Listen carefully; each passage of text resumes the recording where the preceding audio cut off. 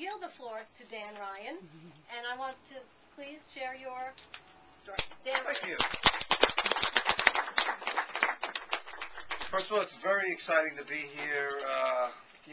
I really haven't done this before, so and I can tell you, being here to even talk about this is actually a manifestation of something that I have been an intention for me for a while, to share my story and how it works for me, and how it could possibly help other people, because I do, believe helping others is a big part of my life, and by helping others, you can't reach out and help somebody else without helping yourself. So what I'm going to do here, well, first of all, I always like to just get quiet for one moment, very quiet, and just ask the Spirit to, awaken within me, and hopefully within you, whatever spirit you follow, just so that maybe you'll hear something that might help change your life. And, I know many times it has for me, so we'll just call upon the Spirit.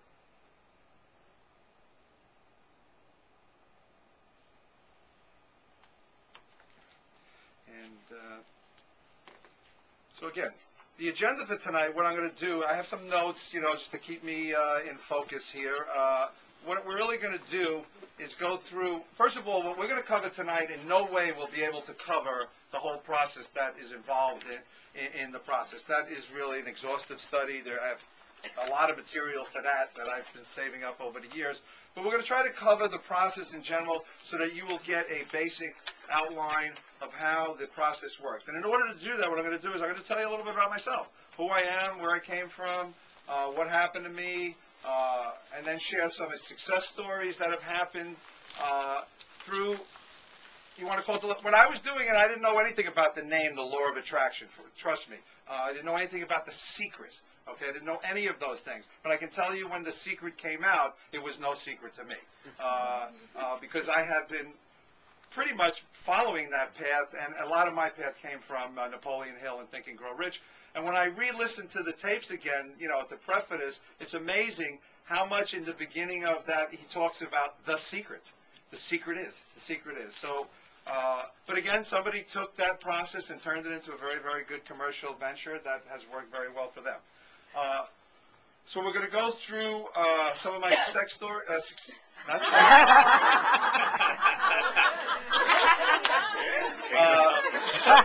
another class. And then we're actually going to go through the process of how the process works, the things we've laid out in here. So that's at 10 o'clock. And then we're going to open up for questions and so forth, and go from there. And then we're going to pass around a sign-in sheet if you'd like to sign in for. I do send out a daily email with uplifting messages and so forth. Quite some of the people here know what it is, and so if you wanted to get on that, you can. And then we'll ask for an evaluation whether it was helpful for you or not. Part of my intention is hopefully that this will roll out into something in seminars and so forth down the road.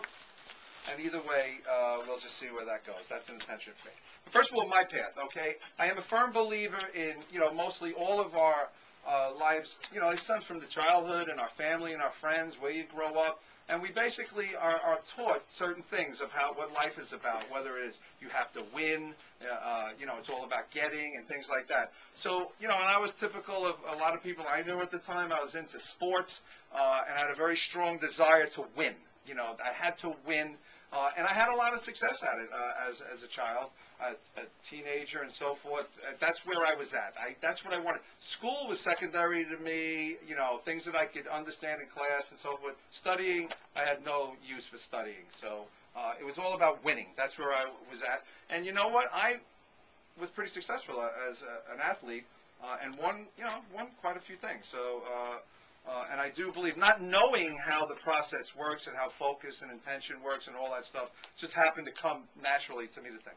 The problem that occurred, I was typical child of the 60s and the 70s, and what else came around was sex, drugs, and rock and roll. And what happened to me is that my focus started going on to partying. And that's where I found myself being. And what happened to me is that eventually became somewhat of a problem for me. But looking back now, knowing that all I'd think about was the weekend, the party, the girls, the this and that, and it was showing up in my life, okay? I didn't know why. I just know that's what I wanted. I could look back now. And pretty much that's what my whole teenage years into the 20s was all about. I did wind up getting a job in the Wall Street area. Finished high school, didn't go on to college. You know, it was just too much of a hassle to go. I had no money at the time, for a very poor family. So I got a job down in Wall Street. My boss took me to the bar the first week I was there. I felt at home. And I was a driven person at that time. I wanted to succeed, and I actually was succeeding. I was moving up the ladder. I moved up the ladder over the years because I really had focus. I really would out-hustle everybody and do what you had to do. Again, not knowing that there was some connection to what I was thinking about and so forth. I just thought I was just terrific, you know what I mean? And I was just succeeding because I was Dan Ryan and full of myself, okay? But again, what happened to me during that process, the focus on the other curriculums of alcohol and all its cousins that go with it started tearing me apart, okay? And I found myself being like a dual person, trying to work and trying to maintain an addiction that really became overwhelming for me. And I went through that process as well as following the Irish rhythm method and having 3 kids in 4 years, one of them who's here.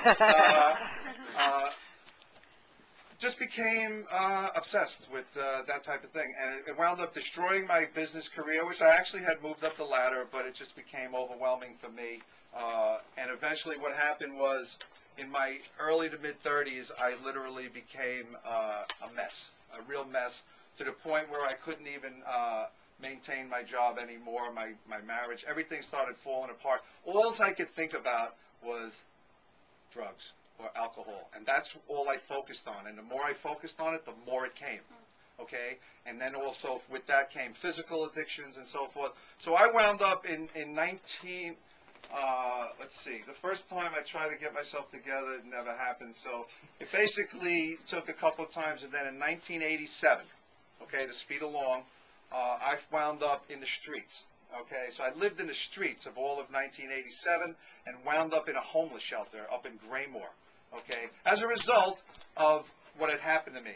Now, looking back now, okay, and through the study and understanding what happened to me and getting help through different programs and so forth, I came to understand that my main problem centered in my mind, okay, and that's how that ties into today and what we're talking about. So, and I didn't understand any of that. All I knew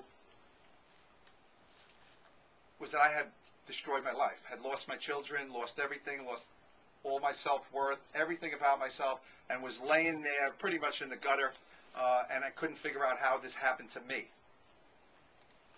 But when I laid hold of this truth, that I was responsible for where I was, wasn't my parents, wasn't my environment, wasn't anything else. Maybe they had some impact. It was what I focused on, what I thought about. It was in there. So my main problem turned out to be my mind, okay?